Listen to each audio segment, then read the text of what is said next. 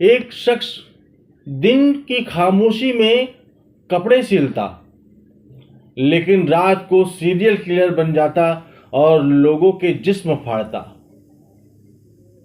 उसने अपनी गैंग की मदद से 6 राज्यों में 9 साल के दौरान तकरीबन 34 से ज्यादा कत्ल किए। उसने अपने जमाने में ऐसा दहशत फैलाया था कि लोग उसके नाम से कांपा करते थे। वह शख्स अपने चाचा को ही अपना पूजनीय गुरु मानता था। उसका जो चाचा था वह 80 के दशक में ट्रक लूट करने की गैंग चलाया करता था और वह भी एक समय दहशत की दुनिया में बड़ा नाम हुआ करता था। अब दिन में कपड़े सिलने और रात को सीरियल किलर बन जाने वाला शख्स का बेटा भी खून की राह पर निकल पड़ा है। आज की जो सच्ची कहानी है वो सीरियल किलर आदेश खामरा की है। तो आदाब, नमस्कार, सत श्री अकाल, जय जोहार, जय सतनाम। मैं हूं आपके साथ सचिन खुदशाह और आप देख रहे हैं ऑनलाइन बुलेटिन। ऑनलाइन बुलेटिन के इस YouTube चैनल पर यदि आप नए हैं तो इसे अभी लाइक और सब्सक्राइब कर लें। बेल आइकॉन भी प्रेस कर लें ताकि चैनल पर अपलोड होने वाले नए वीडियो के नोटिफिकेशन आपको मिल सके। आज की जो सच्ची कहानी मैं आपको सुनाने जा रहा हूं वह कहानी है मध्य प्रदेश की।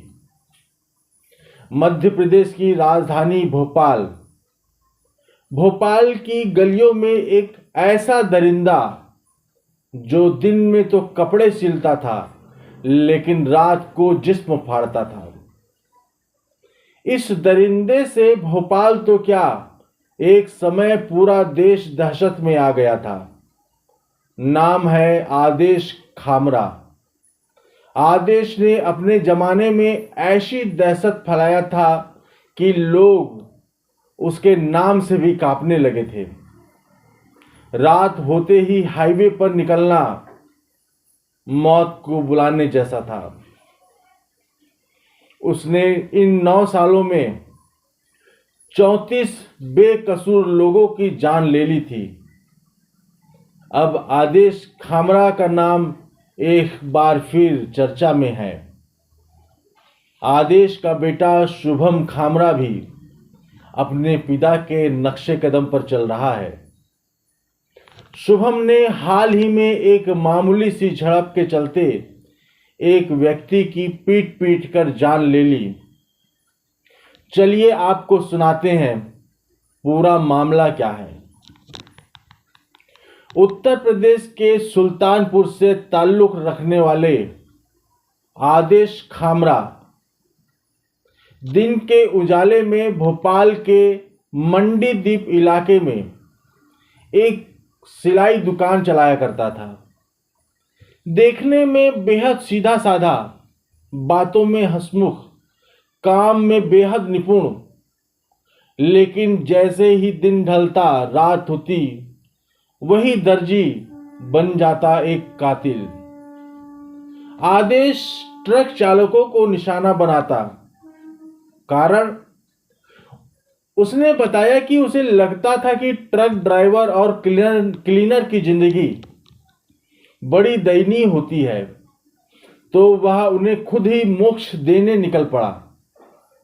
ट्रक ड्राइवरों और क्लीनरों को वह नशीला खाना खिलाकर बेहोश करता, फिर उनकी बेरहमी से हत्या कर उनकी लाशों को सुनसान जगहों पर फेंक देता और उनके ट्रक को बिहार, उत्तर प्रदेश में बेच दिया करता। बात यहीं खत्म नहीं होती। आदेश के घर में कत्ल करने की तो मानो प्रथा सी बन गई हो।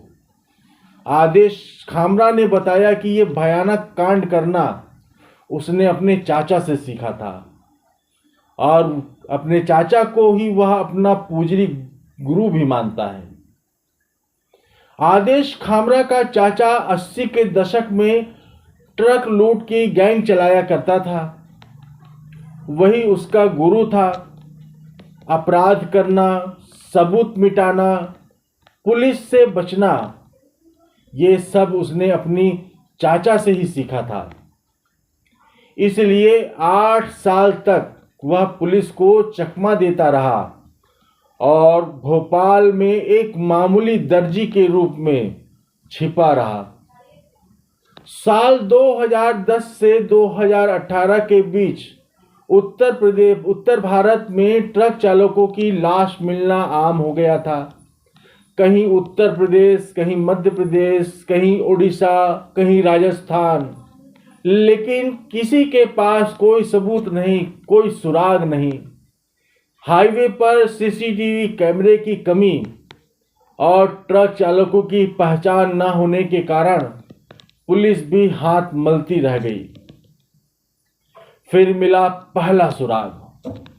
भोपाल के पास बिलखिरिया में एक ट्रक ड्राइवर की लाश मिलने के बाद पुलिस को पहली बार कातिल तक पहुंचने का सुराग मिला। एक संदिग्ध की गिरफ्तारी ने उस 8 साल पुराने रहस्य से पर्दा उठा दिया।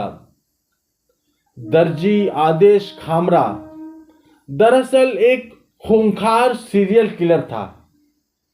पुलिस जब उसे पकड़ने के लिए पुलिस की टीम भेजी गई तो वह घने जंगलों में भाग गया, लेकिन भोपाल पुलिस की क्राइम ब्रांच ने उसे वहां से भी दबोच लिया।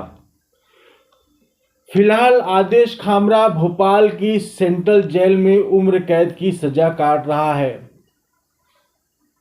जेल सूत्रों के मुताबिक अब वह जेल में धार्मिक किताबें पढ़ता है और उसका व्यवहार भी अब काफी बदल गया है। हालांकि उसके गुनाह इतने भयानक, इतने हैवानियत भरे हैं कि उसके लिए जेल की सलाखों के बाहर अब कोई जिंदगी नहीं बची है। आदेश खामरा का बेटा शुभम खामरा भी अब उसी राह पर चल पड़ा है। भोपाल के मिसरोद इलाके में शुभम ने अपने 4 साथियों के साथ मिलकर कृपाराम नाम के एक व्यक्ति की पीट कर हत्या कर दी। मामला शराब कंपनी में हुए विवाद का था। बहस इतनी बढ़ी कि कृपाराम ने शुभम को थप्पड़ मार दिया। बस फिर क्या था, शुभम ने उसे इतनी बेरहमी से पीटा कि उसकी मौके पर ही मौत हो गई। पुलिस ने शुभम को गिरफ्तार कर लिया है और हत्या का मामला दर्ज कर लिया है। दोस्तों, इस पूरे घटनाक्रम को सुनाने का उद्देश्य किसी को परेशान करना नहीं है, किसी का दिल दुखाना नहीं है, बल्कि आपको जागरूक करना है, आपको सचेत करना है। आप जहां भी रहें सुरक्षित रहें, अपना ख्याल रखें। कल फिर एक नई कहानी के साथ मैं आपसे फिर मिलूंगा। तब तक के लिए इजाज़त दीजिए। जय हिंद, जय भारत।